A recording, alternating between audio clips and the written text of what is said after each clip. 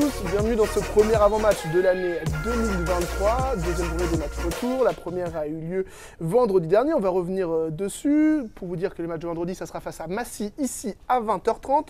On va commencer par revenir sur le match. Déjà, je vais dire bonjour à Nicolas. Ce sera, bonjour, pas, bonne année. C'est pas, ouais, mais on ne dit plus, là, on est le 7 février. Ah, ben c'était pas encore vu, c'est pour ça. J'avoue, mais voilà. Bonjour Nicolas, comment vas-tu? Bonjour Corentin. On va parler donc du match face à Tremblay. C'était la reprise, c'était vendredi soir dans le 93, défaite de 4 buts pour les Saranais, 31-27, après une première mi-temps un petit peu loupée. Moi, je trouve surtout qu'il y avait une belle équipe de Tremblay en face pendant 30 minutes. Ouais, j'ai pas forcément la même analyse que vous, très honnêtement, Corentin. Mais voilà, vous avez aussi le droit de penser ça. Non, moi j'ai trouvé qu'on n'était pas du tout dans le coup et sur l'ensemble du match, en fait, ça manquait vraiment de rythme. En fait, si on devait comparer la prestation, mais de deux équipes, j'ai envie de dire, en fin d'année qu'on avait pu voir au Palais des Sports et là, ce match de reprise, même Tremblay, je les ai pas trouvés, je les ai pas trouvés dans un rythme fou d'un prétendant à l'accession. Moi, je trouve que ça ressemble assez au match aller, mais dans l'autre sens au final, quoi, où il y a une équipe qui prend les devants, domine. Ouais, c'est ça. C'est-à-dire que Tremblay est sur le match, leur victoire, pour moi, elle est pas contestable. Maintenant, j'ai trouvé que dans l'engagement, dans la qualité de jeu, on n'était pas au même niveau que le match de décembre. C'est ce que Fabien a dit après le match, notamment. Dommage de ne pas avoir converti les balles de -3 à un moment. -3, -1, si de tête. On a aussi une balle de -1, je crois. On a aussi vu un bond du moulin, j'ai envie de dire un bond du moulin dans les moments où c'était chaud, où il fallait sortir les ballons. Bah voilà, je crois qu'il sort encore 3 pénaltys, si je dis pas de bêtises. Donc voilà, encore un gardien de qualité, mais ça on le savait déjà. Adrien Ramon aussi qui a été muselé parfaitement pendant 45 minutes, il avait mis 10 buts à l'aller. Voilà, vous en prenez 10 à l'aller par ce joueur, c'est que cette relation, c'est un des points forts Saranais, tout le monde le sait. Alors même si on le sait, des fois on n'arrive pas à le faire, eux ils ont bien réussi à le faire.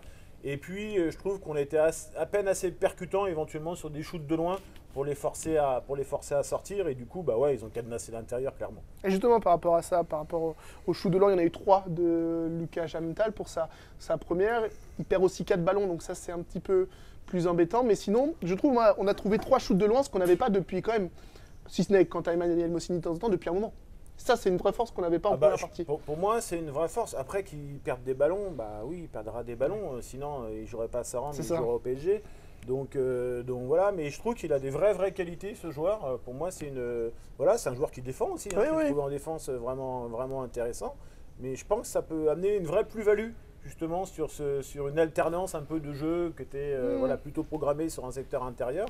Et voilà, il a des vraies qualités de duel et de shoot, donc c'est un joueur vraiment intéressant. Le point positif qui ressemble presque à un point de prix, c'est le point d'avérage qui est conservé par Saran. Pour ceux qui ne comprennent pas tout, en gros, si les deux équipes sont à égalité à la fin de la saison, on cumule les scores des 2 confrontations directes et l'équipe qui gagne cette confrontation directe est devant. Ça sera donc Saran face à Tremblay, puisqu'on avait gagné de 5 buts à l'aller et perdu de 4 au retour, donc sur le match aller-retour.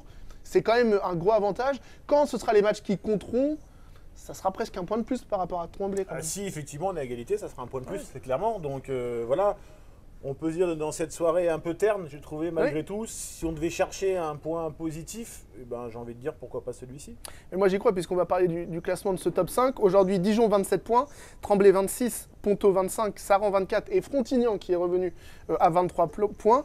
Ça fait un moment qu'on suit la D2 quand même, c'est rare quand même sur une situation. C'est extrêmement rare, on a toujours une ou deux équipes qui se détachent. Là en janvier, février c'est quasiment terminé. Là je pense que ça va vraiment jouer jusqu'au bout.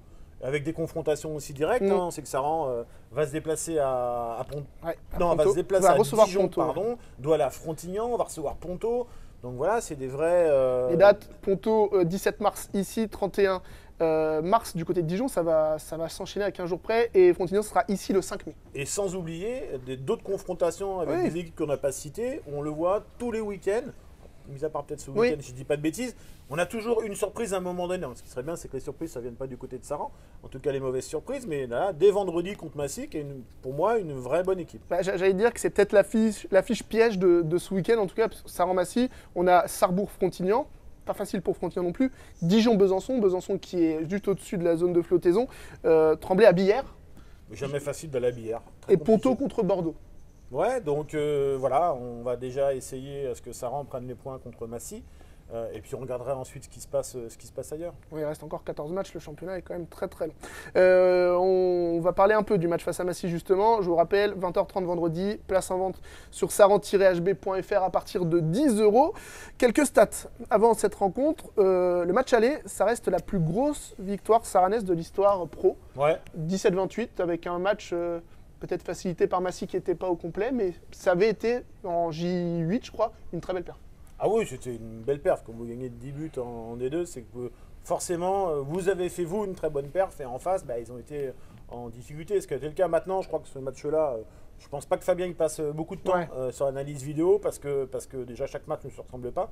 Et en plus, Massy, ce soir-là, n'était vraiment pas dans un très grand soir. Par contre, on sait aussi que Massy, c'est entre guillemets nos meilleurs ennemis, j'ai envie de dire. C'est-à-dire qu'on les joue régulièrement en match de préparation. On se rappelle de la première accession qui avait été jouée là, qui s'était jouée là-bas. Voilà, c'est toujours des matchs accrochés. Il y a des joueurs, des Massicois qui sont venus à Saran, il y en a de Saran qui sont repartis sur Massy. Voilà, donc c'est un club avec qui, je crois, le club entretient de bonnes relations. Mais vendredi soir, voilà, c'est un match de handball qu'il faudra gagner. Voilà, pour les confrontations officielles, depuis 2017, Saran mène 7-3. La dernière victoire de Massy, c'était ici en octobre 2020. Rappelez-vous, c'était notre premier match à huis clos qu'on avait commenté avec Jérémy Roussel à la tête de Massy à l'époque. Ah d'accord, ok. Oui, donc c'était une victoire ici, le tout premier match à huis clos, c'était fin octobre. En 2020, cette saison Massy à l'extérieur, c'est 4 victoires pour 2 défaites, les 2 défaites contre des gros en plus. Le point à prendre en compte, il n'était pas là à l'aller, c'est Arthur Muller, l'ancien Saranais. Il était absent, il est bien revenu là avec Massy qui a joué 2 fois Cherbourg la semaine dernière pour un match en retard, 12 buts sur ce dernier match. Ça sera la toute poids à surveiller quand même.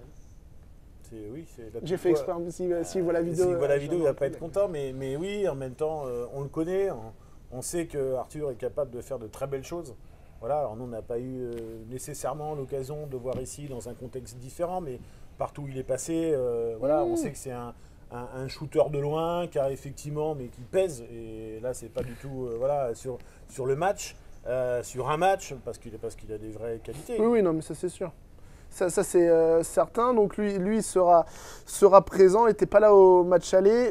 Quoi dire d'autre sur cette équipe de Massy qui a fait une première partie de saison un petit peu compliquée. À la trêve, ils ont 15 points. Ils en ont pris 3 quand même cette semaine. Ouais. Ils ont 18 aujourd'hui.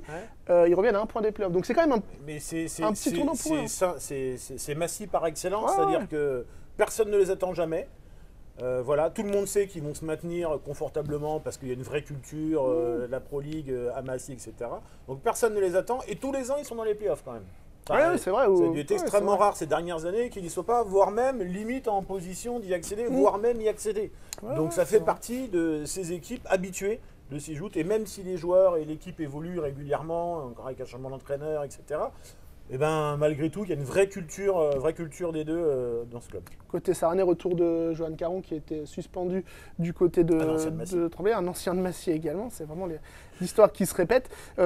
Qu'est-ce qu'il va falloir attendre des Saranais? Le retour de Jo Caron, ça organise un peu la défense. On a vu Lucas Jamtal et Antoine Blanc défendre en centrale. Ça va un peu équilibrer et on va vraiment voir la nouvelle dynamique défensive peut-être. Je pense que ça va surtout, on va reprendre les bonnes habitudes, les bonnes vieilles habitudes. C'est-à-dire que Jo, on sait aussi l'importance qu'il a en défense, même si oui, il est sanctionné, oui, il met des tartes, oui.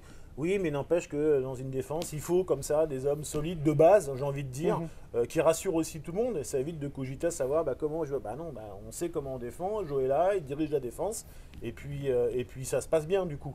Il faudra prendre le moins de buts possible pour gagner, c'est sûr, mais ça ou en marquer plus. Hein. C'est comme vous voulez, Corentin. Mais il faudra faire quelque chose. Mais oui, tous les entraîneurs le disent. Voilà, il faut d'abord avoir une assise défensive solide.